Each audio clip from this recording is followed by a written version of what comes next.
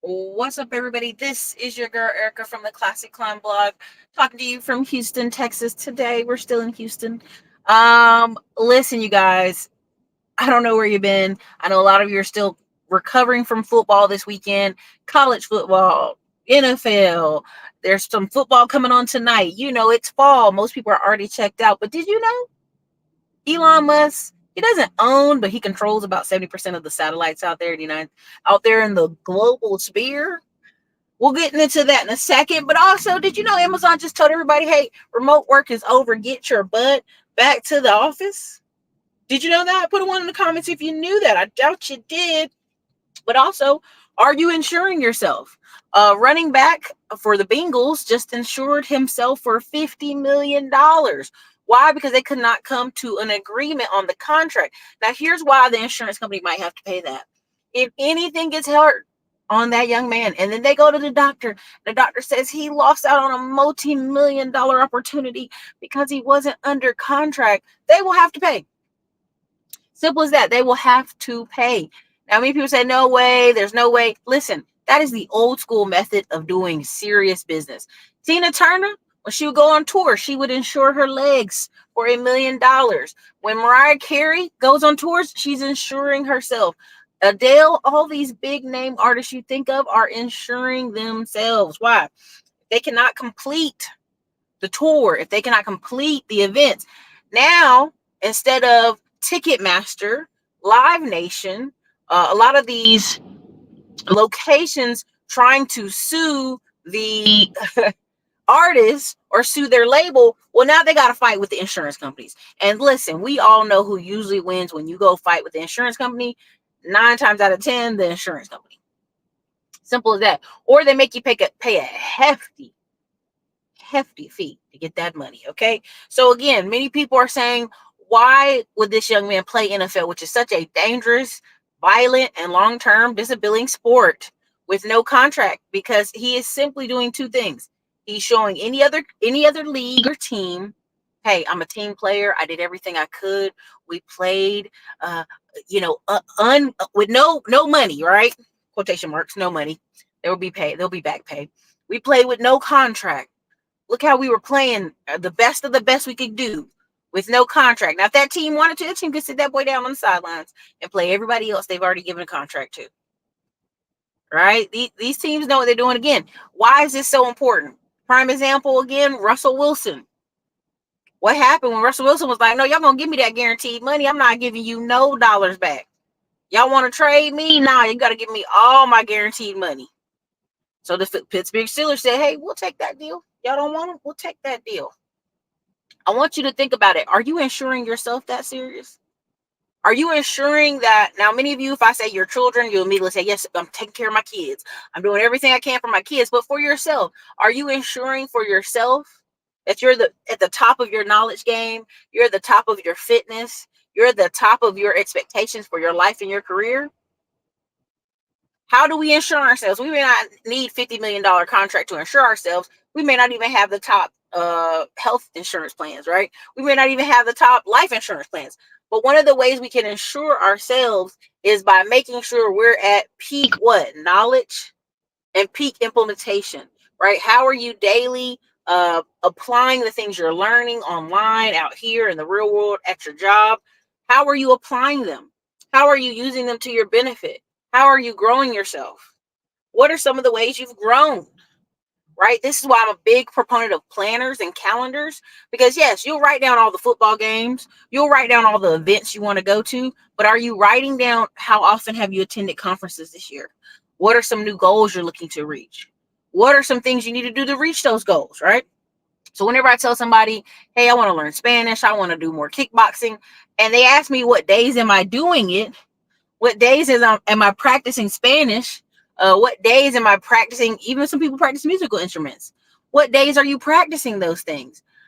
My answer determines how serious I am. Right? A lot of times people will talk about, oh man, my credit been messed up for years. And I go, well, every month, have you sat down? Have you sat down and reviewed your credit and where you need to be and how it can improve? Have you done that? Have you sat down and improved what's missing? What's the goal? Are you buying a home? Are you buying a car? What are you particularly doing with that credit? Right? When you ask people those questions, 9 times out of 10, they don't have an answer for you. 9 times out of 10, they're like, well, someday I want to buy a house. Someday I want to get a new car. Someday I want to do this thing. And it's always these very like abstract, in the future, no date type of opportunity, right? Which is interesting because nothing works like that. No company, no person, no job. Your job doesn't say, when is this report going to be due? When are you going to have that report turned in? Maybe next week, maybe 2 weeks from now. Nowhere works like that. Nowhere works like that. So you have to ensure yourself by taking action, right? Part of the things we're going over this week inside the Middleman to Millions group and the Digital Liberty Warriors group is me showing the different ways that we can systemize our business for leads, for partnerships, for affiliate marketing, for digital marketing, for opportunities. And we literally can buy templates and different things that shortcut us to there, get us there faster, get us 50, 100 posts, get us 250 videos, get us all these opportunities to help you send this stuff forward so that you're not spending weeks and hours like, Erica, I just got bogged down. I couldn't make content. I couldn't promote it. I couldn't get leads for my company. Like, that's the number one thing. If you ask anybody who's in blue collar space, how many leads did you talk to? Who did you follow up with? What action did you take? Now, a lot of people say, Erica, that's so hard to do, but really it's not. It's really a easy system to follow if you're willing to follow it, right? And a lot of people aren't.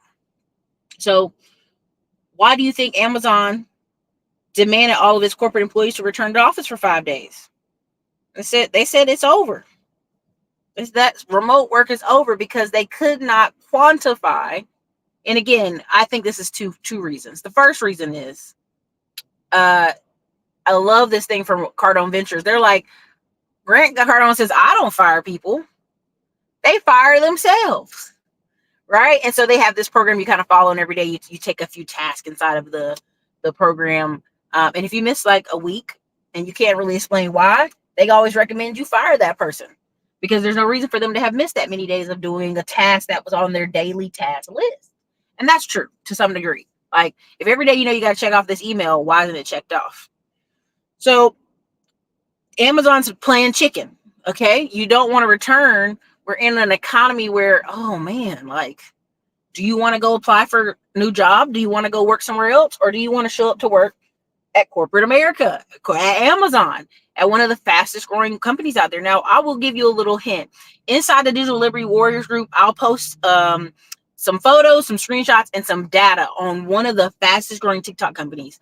The guy literally used to work for Amazon. And so he knows the tips and the trips, and he literally has made $11 million off TikTok Shop this year, and I think closer to another $7 million off Amazon. And when you see the product, you're gonna be like, that made like 17 million in a year, and it'll blow your mind. But again, are you insuring yourself?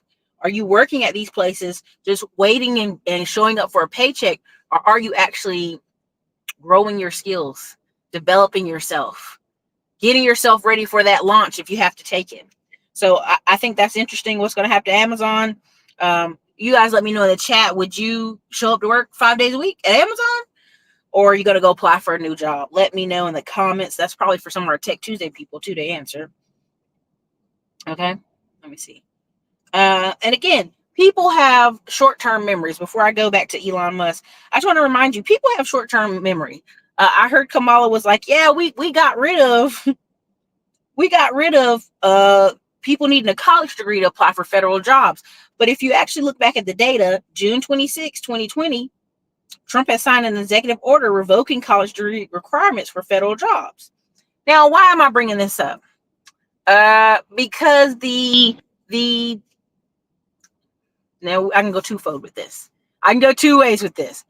Affirmative action has left such a distaste in a DEI program stuff, which really means they think you don't earn it or you didn't earn it, some silly mess, has left such a bad taste in people's mouth, even though Kamala and the left may not agree with those policies or agree with getting rid of those policies. They have to kind of go with what the populace wants at this time.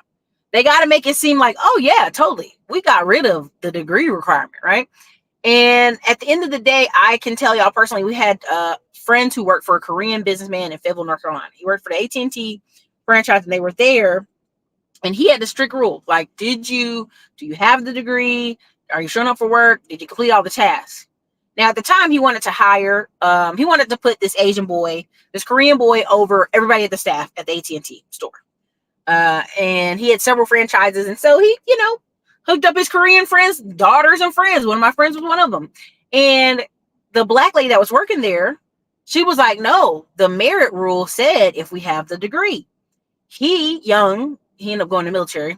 He's like, he doesn't have a degree. And Young was trying so hard to work on like taking a few credits for undergrad. And so they were both associate degree level. So she went and finished some more credits and became a bachelor's degree. So he said, you're right. The rule stands. I'll give it to you. And Young was so upset. He didn't want to do more than an associate's degree. He only did it so he could have a little bit more than her and them justify putting him as manager. You're going to say, well, Erica, that's a military town. That's crazy. Why would he do that? And I said, listen, at the end of the day, your culture, if I'm Korean and I hire all my Korean friends' kids to work, yeah, I can have rules for why I put this person as a manager and I can loosely follow them, but I can basically do whatever I want. That person would have to sue and go to court and prove that I didn't follow the rules, right? That's what's happening with government jobs. You got people's parents who've been there for so long, 30, 20 plus years, that they need to be able to open the door for their kids and their friends. And honestly, they don't, if you're spending all these years at college, you may pick a different career path. But let's say you're a kid who you took a few credits at school, but your mom's been working at some county job, some government job for 40 plus years. You don't think she knows enough people to call somebody and let you get into the door? That's what's happening. We have a lot of people who, what we would consider lower performers, no college degree, which I'm not against people not having them, as long as you're productive, or not blaming that's why you're not productive. But at the end of the day, what you're seeing is that merit-based system that you could sue somebody in court over is kind of going the way of the dodo. Prime example, the affirmative action. All these colleges jumped up and the Asian community jumped onto the bandwagon of a class action lawsuit to get rid of it. And now every single school, every single private school all over the whole United States, Asian admissions dropped. African American admissions stayed about the same. Asian admissions dropped. And when there's a couple videos on TikTok making people super mad where it's two white kids sitting in the room and he's like, what's your GPA? He's like, 2.7. And he's like, where are you accepted at? Harvard, Yale. Like, he named schools that his parents were what? Legacy admissions. So he's kind of goofing off in college and he's bragging about, oh yeah, I've already a high school. And he's bragging about how he's already got accepted to these places based off his parents.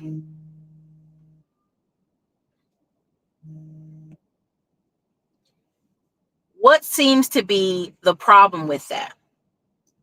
You or I cannot get away with that, right? We can't get away with a legacy admission issue. We can't sit here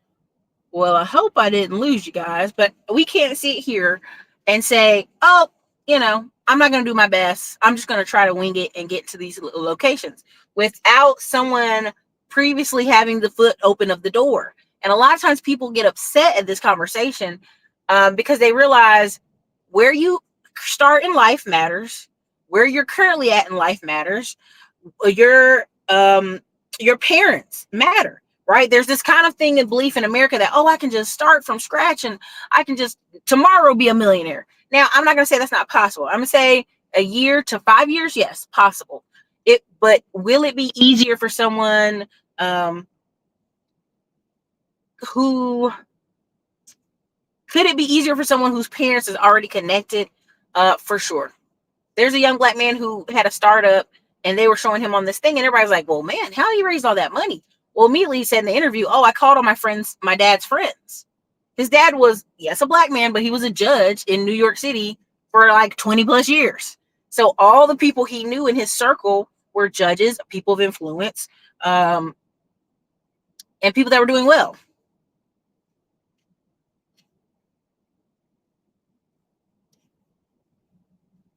And what ends up happening is so many people don't realize that proximity matters. There's a young black lady who's on TikTok, and people got mad at her saying she wouldn't date someone outside her socioeconomic class. Oh, she better get over herself and all this talk. But then she let them know she's making $200,000 a year, and she works at a tech firm, and she has this particular type of engineering degree. And I just said 90% of the time, the women I see in engineering marry somebody that works at their job. And she's a small, fit, petite black lady. Like, she'll be fine. And she can say that because there are careers, there are jobs out there. And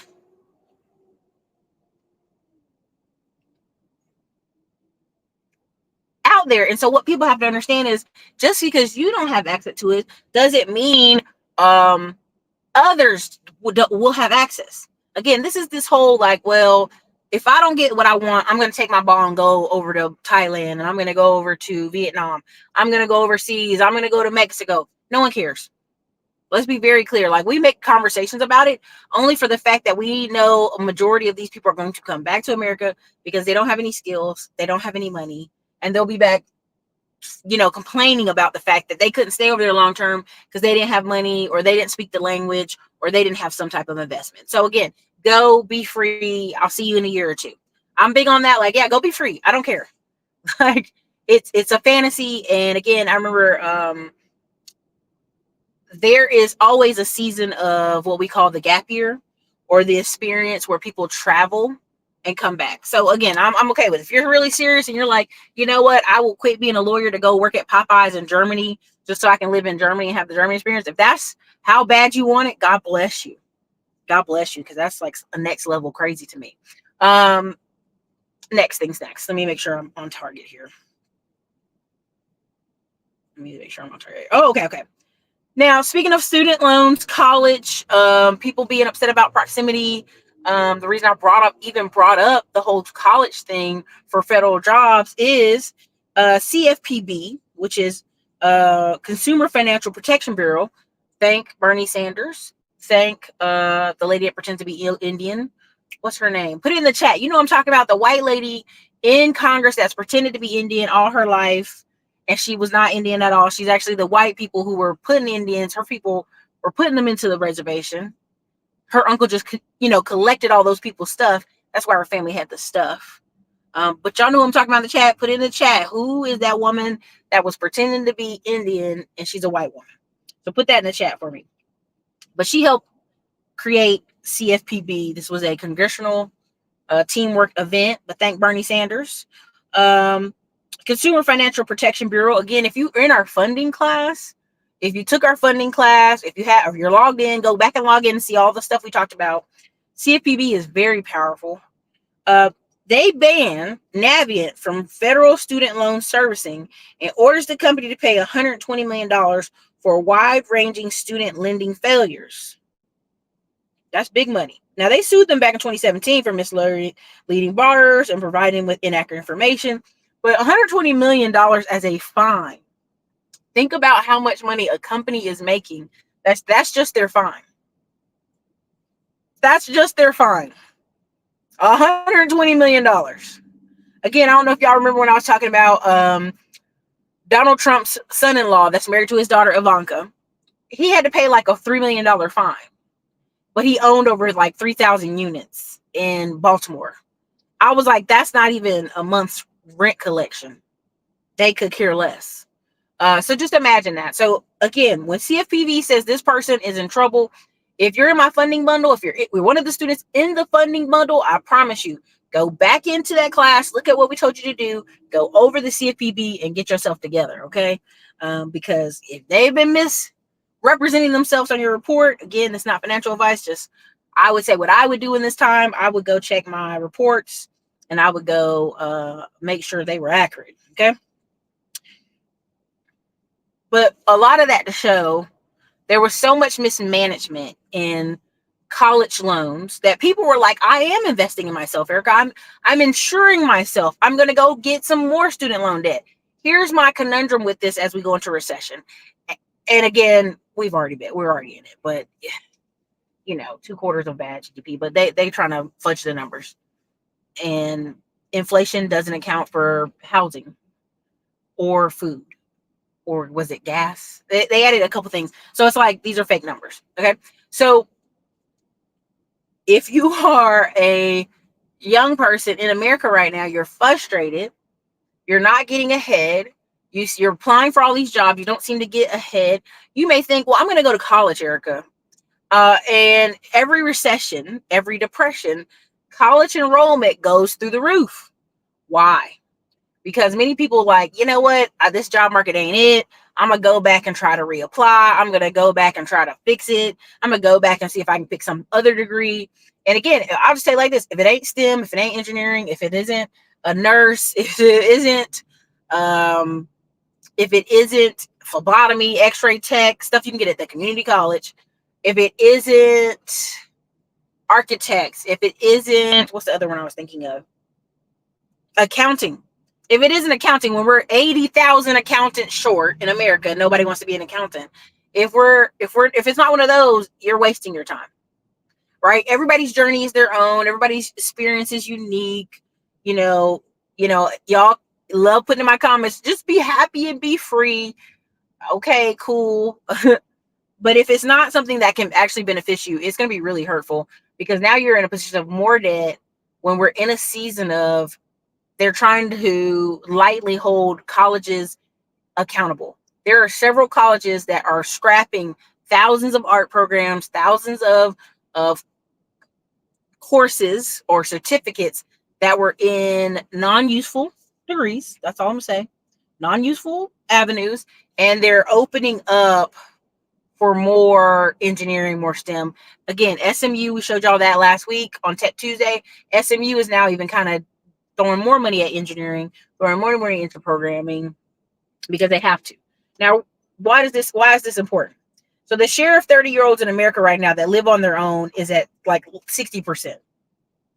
Back in 1983, it was 80%. All right. The share of 30-year-olds in America who have been married is at 40%. In 1983, it was 80%. So half of the 30-year-olds, like back in the day, you tell your parents you're 30, they were like, you're married. Okay. 30-year-olds right now that own a home, and 2023 is 30%. In 1983, it was almost 50%, it was like 48%. So, that's not good, right? Another one is the amount of 30-year-olds who live with a child. In 1983, it was almost 60%. In 2023, it's 30%. So again, what does that tell you? A lot of people keep trying to convince you that there's all these single moms, there's all these baby mamas out here, when baby, only 30%. Only 30% of 30-year-olds have a kid. What are y'all talking about? Y'all keep making up these imaginary numbers when data is right here in your face. I'll share this on the community wall. But again, let me say that again. Only 30% of people in 2023 that are 30 years old live with a child. So that means all this rhetoric and this talk of every woman you ran into as a baby mama sounds like you're on one corner of the hood. Sounds like you're on one corner by the elementary school trying to pick up women who were clearly going to have a child at the elementary school. So all this rhetoric is just rhetoric, okay? It's rhetoric. Please stop it. Stop. Get some help. Get some therapy. I had another one. Okay, let me finish with I'm going to wrap this up because I'm not going to be here that long today. But if you're joining us this week, we'll have Wealth Wednesday. I should have all the data for the first video for Texas land, Texas investment, Texas expansion. I don't have my guests, but I already have the breakdown, the PowerPoints of the areas I'm talking about. It's going to be a three-part thing. So this week is part one. We'll have pretty much every single day there is content, there is conversation inside Digital Liberty Warriors, and there's content every single day in Middleman to Millions. There are leads, there are companies we work with, there are I got documents like what you call the standard contract. I put it in there so you're gonna see different stuff. But let me go ahead to SpaceX.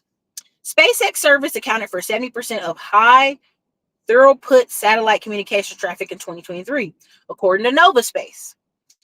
With more satellites coming, SpaceX CEO Elon Musk says Starlink will probably deliver over 90% of all space-based internet traffic next year, and there is still plenty room for market expansion. Now, what is your thoughts when I say Elon Musk? Put it in the chat. Put it in the chat. When I say Elon Musk, what's your thoughts? Because I know some of y'all are thinking overweight, 50 years old, pale, weird. He's on ketamine, taking drugs. He's a weirdo. He says crazy stuff. I don't know if people think this guy's a genius. Like, put it in the chat. I know there's going to be some ideals you have in your head about Elon Musk. Don't like black people. Like, there's nonstop stuff you guys say about Elon Musk. But put it in the chat. This is the guy who is literally controlling 70% of high throughput out satellite communications. And I don't think y'all understand what you see him as. Tesla, a car company that's not doing great on the stock market or otherwise. There's just always negative stories about Tesla. Whenever you try to do something new, it's just going to be negative. And then y'all may think of him in that capacity, but I think of him, Tesla with the solar panels, right? I think of him as someone who is willing to put millions of dollars down every month and putting more workers underneath his belt so that he can have access to a lot of things, right? This is a concept that many of y'all don't understand. Like, these companies are willing, if they have a vision and they want to put money behind it, to have this vision and then put at least 20, 30 people on staff behind this one vision. And every day, everybody on that staff is just working towards that vision. This is why you see these small mom and pop companies, even though 2020 happened, COVID happened. And really, I want to pinpoint this, and a lot of y'all might get mad at me, and I'm going to bring back to Elon. 41% of black businesses went away during COVID. Why? Because they usually had a lot of contractors. They were not well funded. They could not withstand the regulations and things that were needed. But again, they didn't have a team of people fighting with them. When they say the average black business doesn't have a team of people working with them, this is how it hurts you. If you cannot afford or cannot sacrifice a certain amount of thousands of dollars to put, 4 to 5 people behind your vision, you will lose your business. Right? Even in Middleman and Millions, when I'm talking about low-level 2-3 employees, have the website, let the website get leads, run ads. Your ads are literally employees, right? Your ads are employees. But also, at least have 2 or 3 people who are like heavily invested every day in making this company make sales, conversions, follow up with emails. If you can't commit to like just 2 people, even if it's part-time, like that's their only job for you, is to make sure this company stays functioning and flowing. That's crazy. I have a friend right now, he's working with a foreign company, not foreign, but they're owned by immigrants. And there's like 100 people on staff. And everybody's just making sure, did it get done? Follow up, did this happen? They're all sometimes asking the same questions over and over again. And I know why. My friend worked at Samsung, and it's Samsung's Korean-based company. And she said you would put out a report and another manager come by and be like, hey, I need that report. Well, I already gave it to this manager. Well, I still need that report. So print it out and give it to me. And so she's like, they're double, triple checking. And if you're one person, your focus and energy, much of the time is going to be work. But y'all be on your phones on Facebook, goofing off at work. Okay, let's be honest. Then your next batch of time is your kids and what y'all go eat for dinner. Right? That's your do that. And then the next batch of time is what we watching on TV, what football we watching this weekend, and what goofy stuff we doing. So your bandwidth is already limited.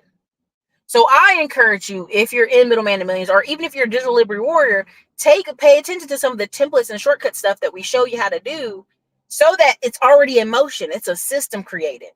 It's already following up. That's why people love this AI so much, because it's stuff that's already following up with the customer. It's following up with old leads. It's telling you, oh, it's been 6 months since we heard from this customer. It's been 4 months since we heard from this customer, and we should follow up, right?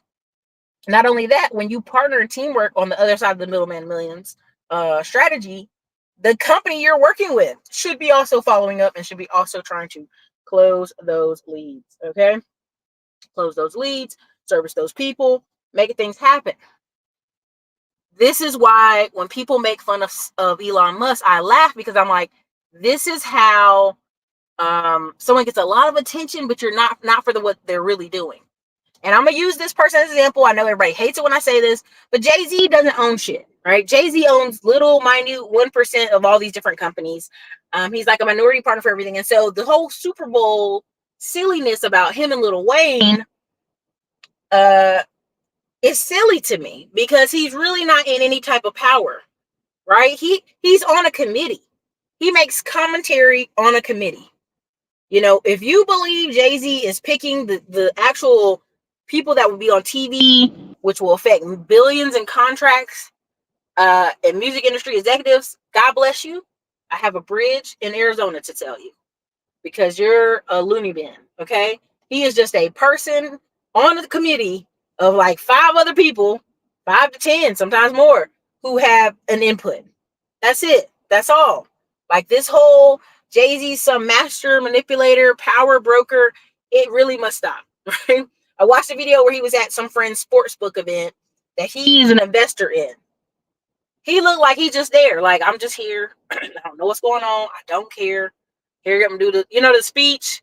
And I don't think people really are. I think people are in like a la la land or something.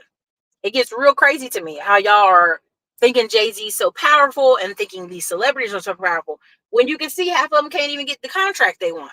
Half of them can't get the pay they want to get.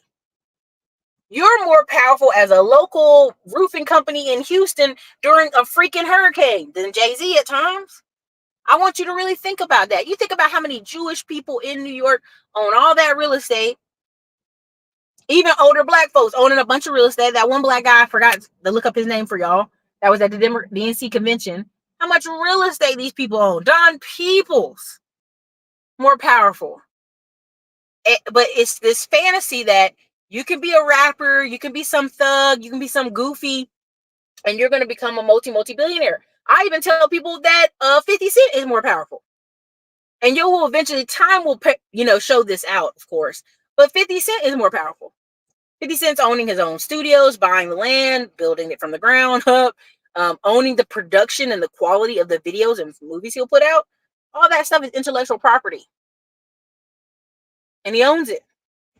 Y'all are going to see in the next couple of years, when I talk about Digital Liberty Warrior and I talk about and Middleman Millions, the people who own warehouses and can lease out the spaces, super powerful. People who own commercial real estate, super powerful. Less than 1% of all commercial real estate is owned by black people. So when I point out a little warehouse or a little building, somebody's like, "Oh, I wouldn't own that." I'm like, the little old black man that owns the oil change place is more powerful than half of y'all out here. You got to really think about that. 1%. We own less than 1% of commercial space. And then we own, I think it's 2% of the farmland in America. So if you meet a black person and they own farmland and they own a little warehouse, who cares if it's this big and it's commercial? They are more powerful than majority of the black people you're meeting. It is being sold to you. It is better for you to be a CEO at Amazon and how powerful you will be. But that CEO of Amazon can still be fired. That CEO of Pepsi can still be fired. That CEO of Chipotle can still be fired. And again, there's levels to this. I know somebody's going to be like, "Erica, no, there's levels to this." I understand. But if you just do the simple mathematics of 2% of us own farmland, less than 1% of us own any commercial. If you meet a black person who owns a commercial building and and farmland, you are meeting a top 1% person. If you meet a person who owns 3 houses in America, that is a top 1% person. Now, they're not the top of the top, but they're in the 1%. Why? Because the percentage of home ownership, the percentage of rental ownership is not as high as it's led to believe. If you own 3 properties in America, you are in the top 1%. It's just that serious. And I know people are like, "No, they're gonna." Yes, it's that serious. Okay. So again, Elon Musk, laugh and joke as you must. This person is strategically putting himself in real positions of power. Right? Not on liquor bottles, not on fractional shares of a club, not on this, like real power. Real institutional, real government level, real affect your everyday life level power. A roofer in damn Houston can affect the life of thousands of roofs and families than an average rapper. You dig what I'm saying? I want y'all to understand the power component of this. So yes, if I was working to, just wrap it all up. If I was working at Amazon, they said, hey, we got to go back to office for 5 days, unless you have another high paying income position to swap out with, you're going back to the office. Okay. If you are concerned about this election, what are ways that you can take back your power? Do you have a business that you control? Do you have intellectual property? There's a young lady I know right now who's writing a bunch of fiction books. And I told her, she's making a series. And I'm like, girl, perfect. Because right now, studios are running out of ideals. They're literally buying people's book rights. They're literally making TV shows from commoners' books, right? People laugh about me talking about House of the Dragon all the time and Game of Thrones, but that guy wrote so many different books, so many different variations. He has so many different movies. You just don't hear him as much. Same thing with the lady who created Harry Potter. She has so many small variations of books that aren't as popular as Harry Potter, but she'll be rich forever because she has intellectual property. Now, if you are someone who says, Erica, I've got a couple books and they didn't go anywhere, I've got a couple, products, they didn't go anywhere, you also have to market the stuff. That is also part of it. You have to market it, okay? But a lot of people are not ready for that conversation that they are in an America that is requiring you to have assets, requiring you to have some type of power, and you have none. So the reason people were drawn to, they're eating the cats, they're eating the dogs, which is hilarious, but a true statement to some degree, is because they cannot wrap their head around. They live in America where someone somewhere might be hurting a child, might be eating a dog,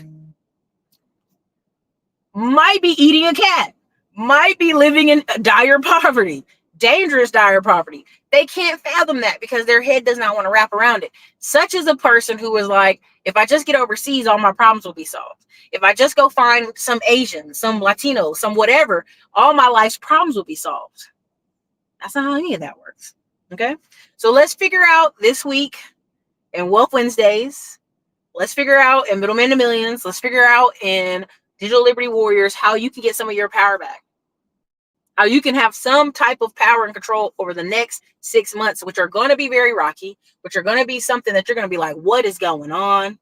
Every day is something. To some degree, if Trump gets back in, stock market boys know Twitter is going to go up in value because every day old boy is tweeting craziness. And it would move. Sarcasm is something you have to have a high intellect to be able to use. And people don't want to agree with that, but that's the truth. In order to have sarcasm and zingers as Trump displays, you have to have a high level of intelligence to understand the concept and make fun of a concept. And a lot of people don't have it. That's why you'll see people on Facebook, somebody will post something. I don't understand. Can someone tell me what that means? Baby, you have a learning disability. Like, for real. Like, that's not even being funny. Like, 9 times out of 10, the people out here are suffering from lack of reading. Right? This is where we need to implement No Child Left Behind needs to be getting rid of. Because only when children failed at school did parents go all hands on deck and make sure the child could read, could write, could do math, could perform. Because it was embarrassing socially to their family. I know. It's a lot. It's a lot that I'm giving here. It's a lot. And I apologize. It's a lot. But listen, if you've enjoyed this conversation, drop your city and state in the chat or give me a 1 in the comments. Comment after the video renders. Any of that stuff, I would appreciate it. Again, we got some strikes. We got in trouble. We might get our live ability might be taken away. That's okay because guess what? I have intellectual property. I have other forms of communication with people. I have other ways to connect. We have other businesses that we're building and growing. Again, I'm willing to share all that information with you. Go check out the group. The links should be under here, somewhere in here. But yeah, I'll see you guys later this week. I think we have Tamika Reed coming on for Tech Tuesday. And then I think we have somebody else coming on for Thursday. I'm not certain. But we're going to try our best to finish out the year strong because there's always going to be something going on. All right, you guys. This is your girl, Erica, from the Classic On blog. Thank you so much for supporting the channel. Also, don't forget the 5-book bundle is over there. All the ebooks and stuff and guides we've been creating this past year are over there and available for you to download with purchase. So, all right, you guys, this is your girl. Later.